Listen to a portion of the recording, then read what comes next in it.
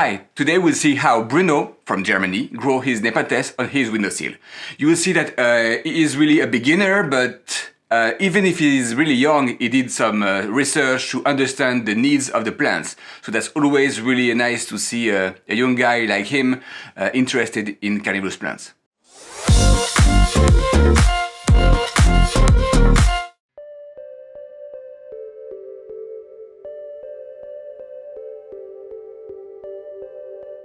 Okay, so I'm in Germany, and I'm 30 years old, and I started with these plants 2.5 months ago. I first started with Drosera, then I read more about carnivorous plants and read something about Nepenthes. I was very interested about them, so I go to my garden center and buy me 2 Louisas that are not looking good, and buy these 2 for €5. So yes. So 2.5 months, so it's very new, but I heard that you did some research on the plants before buying or after buying? Before buying, Good. a little bit after buying. At the start, I also watered them with tap water or putting them in. We all did that at the beginning. Yeah, and then I read a little bit and go to the shop, buy a little bit of soil, make new pots, and yeah. Okay. Do you know the temperature you have on the windowsill? So here we have, because in Germany now we have a little bit of blackout, so it's not that warm, but here we have 20 degrees at a day, and at night I think 80 or 19 degrees. So not a big drop. This is why I have more of the intermediate growth. Yeah, that's a good choice. Here are my plants at first. So I say a little bit about it. This is Nepenthes seboyaensis by Saber Dark Cherry from Exotica Plants. Right here, the basil. Nice. But it has this big lid. So this is a little bit of the Trusmadiensis. And it has leaves. This I think this comes from the seboyaensis and the Trusmadiensis. And yeah. So Saber Dark Cherry is Ventricosa by Trusmadiensis, and the Seboyaensis is the squat form, so it's really good. Very nice. And yeah, it's got a great color, I think, and what I also like about them, here, this is all right here, every leaf. So this has these long tendrils. I think this comes from the Seboyaensis. Okay. And here it has this basil. It's also very red then. And here is my favorite plant, my Lowii by Mixta. It's do you have seen a picture of Lowii crossed with a Maxima? Because they're so elongated, shaped like a wine glass and green, but this is Nepenthes Lowii by Mixta crossed. I buy it because I save it, you can say. A rabbit eat it a little bit. Yes! So this was also, this sounds bad, but it was also a little bit good because the price sunk. I think I got this plant for €70. Okay. Yeah, no, 65. So, but on EP, a rooted cutting costs like €500. Yeah. So also very expensive. And here is a new picture. I get it out. Like, get it? Also, I see steps now. And what I like about these Lowii hybrids is that they are very hardy. Yeah. So the pictures are like wood, and yeah, so they live longer. This is the Lowii by Mixta. Oh yeah, very nice. So, and what I here. Yeah. I don't see this on every other pitcher plant, but here from the young plant. And I think I got this plant 2 weeks ago. Yeah. But the pitcher is deformed. I don't know if the plant still can recover. I think it's because of the temperature drop. They sometimes get like this. And yeah, here where I'm a little bit confused about is the growth point. It got also eaten by the rabbit. Yeah, that's why they sold it. Yeah. Yeah, I don't know what happened there. And here, my brother. Yeah. Not good, but I think it will work because cuttings also, or if you cut the plant, it also will work.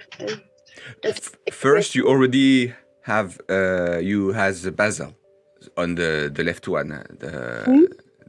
You have a basil, so the plant cannot die. I mean, even if the main plant was slowing down, you already have something like a backup plant. So that's great. And on the new one, the Loei Mixa, that's already growing the grow point. Oh, you already okay. Basil too, nice. Here is a basil that I try to root it. Really? Where it's the same? It's Loei? From the same. There are 2 basils, Nice. 3 basils. So I'm very happy. It gets. I'm very very excited about this one. If it starts to make an internodian jump. Yeah. So it go in the vining statues. Yeah. Because there you have this nice pictures that are colorful, that have a nice shape, and yeah, so a really nice plant. And I'm very happy that I have this plant. Here I say is my basil, one of my basils. Here is one of my favorites, I would say also. It's Nepenthes spatulata by Platykyla. So now the lower don't look great because the lower of the Platykyla don't look that great, don't have a good peristome, but here the new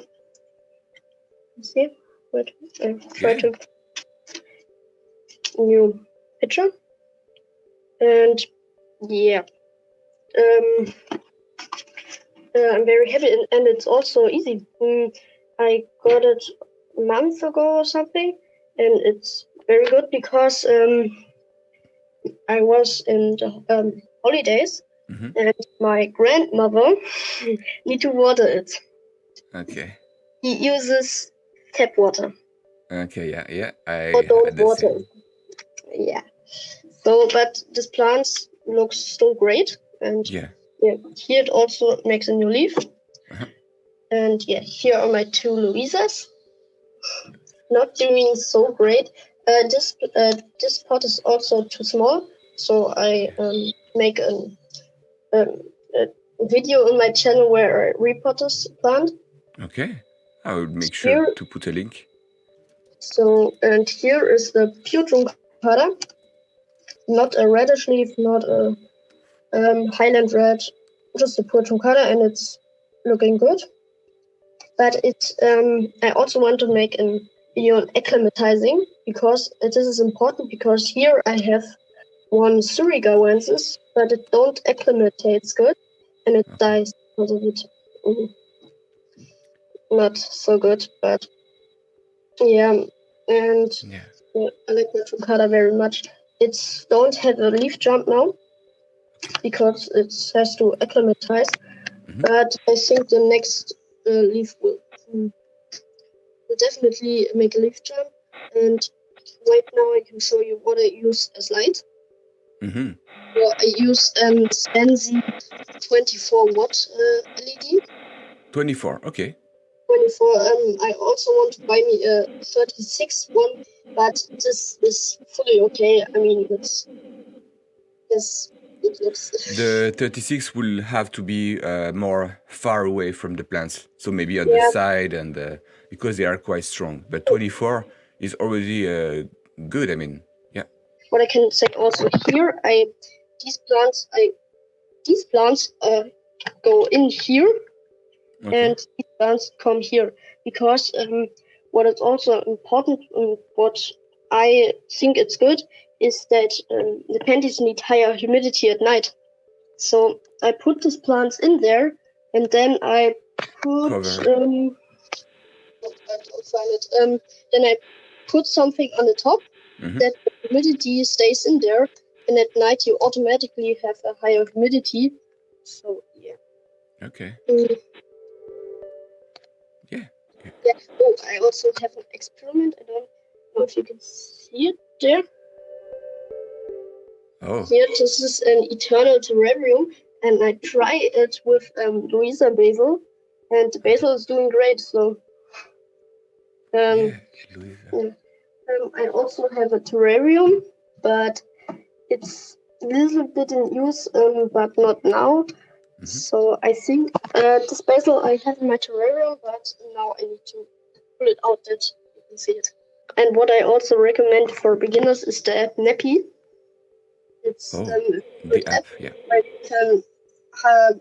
Oh, what also is important, my soil is perlite with perlite with sphagnum.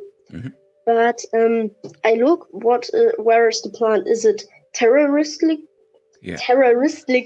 or epiphytic? So epiphytic is when they live on trees and they need a little bit more of pine bark or something. Or when they live a little bit terroristically, I think you can also add peat moss, peat and some other things. Yeah, really, the difference is the drainage. If it's on the ground, the drainage is minimum because the water is staying on the ground. When it's on a branch, like the water go through and it will dry really fast. So that's the only big difference. I see that you have a lot of perlite on this one. Yeah, and that's great because it's only, I think it's on the top. I think in here you don't have that much perlite. Okay. So, but yeah, you don't. How do you water your plants? You don't have a water tray. You don't let water on the tray, right? No, I put water in the tray, but for the video, I want to make that a little bit clean and not so. Okay, fine. And you let it dry before watering again? No, I think 1 or 2 centimeters I also let because then it can evaporate, and I also water from the top. Okay. And I need to say that I don't spray. Yeah, but if you water and the pot stays in the water, that could be a lot of moisture on the roots. So for Drosera, it's fine. For Nepenthes, if you can raise the pot a little bit so they don't touch the water for too long, like even 1 centimeter. You could put the little clay ball that you have. That I would say at next. At first, I have here clay balls or Zeramis. Okay. So it's also evaporate faster. Martin used perlite, but I don't think perlite is so good because it soaks the water. But after I also tried this, but after a time it gets really muddy and it starts. Yeah, that's the light. That you cannot do anything about it. The light will grow algae. There is people that use hydrogen peroxide. They put a little bit of hydrogen peroxide on the water, so it prevents the algae to grow too fast. But light water, you will have algae. There is no choice, except if everything is covered by pots. So, but yeah, raising the pot a little bit, and you can leave at least 2 centimeters under the pots, and that's just the way to boost the humidity. And what I like about Windowsill is that every morning when you wake up, you can see your plants, and this is also very nice. And I have here a timer that it starts from 6:30 to 8 and from 5 to 7. I would recommend you, these are from IKEA, these trays. I think they cost like €3, not that much. Do you have any questions? Now, two questions. Okay. At first, Horeliana or Mollis? I would go with Mollis. I don't know why. Wallace sounds better. Ruliana sounds like a hurricane or something for me. Yeah. And the second question is Nebularum. Is it more related to Truncata or more related to Rhodanthlii? I think that it's an own species, but it's more related to Rhodanthlii. I tend to agree. There's the same pattern, like dark pictures. The two wings are green. Peristome is dark. They looks really, really similar. Where my Truncata is pure green. All the body of the picture is pure green. So this is a big difference for me. It's way closer than Rhodanthlii than Truncata. So I'll see later if I see a big difference, but small like that, I don't see any difference for now. One thing to say about watering. Yeah. When you don't use tap water, we have a big pot where Rainwater. we collect rainwater. Mm-hmm. It also works pretty well, but after the mold and rot, I say that I cook this over 100 degrees, so that the bacteria and that is sterilized. Mm-hmm. And this works also pretty well, and it's better than to buy distilled water or something. And what I also would recommend is an aqua shaker, where you put tap water in it and you shake it, and then the water will be distilled.